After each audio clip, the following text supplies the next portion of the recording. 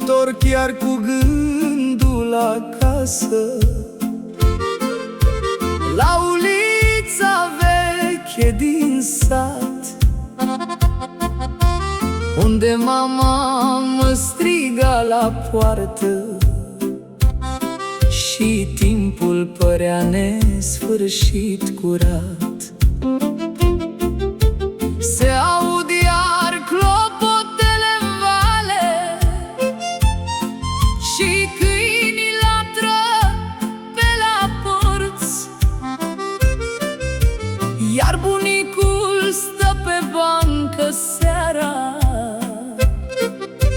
povestind despre vremuri și sorți. Dor de România mea, de munți, de oameni și de stea, de câmpul plin cu flori de tei și glasul mamei dintre văi. Dor de satul liniștit, de tot ce-am iubit și-am trăit.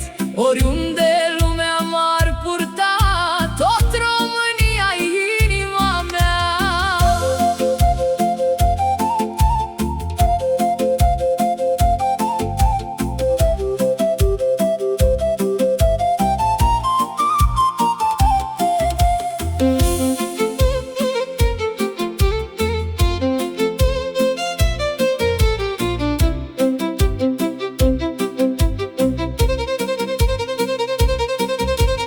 Când răsare luna peste dealuri,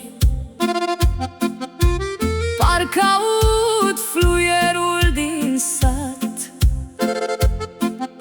și vioara plânge lângă focuri, ca un dor ce nu s-a terminat. La o masă plină de familie, cu pâine caldă și cu vin, înțelegi cât valorează locul unde ai crescut puțin.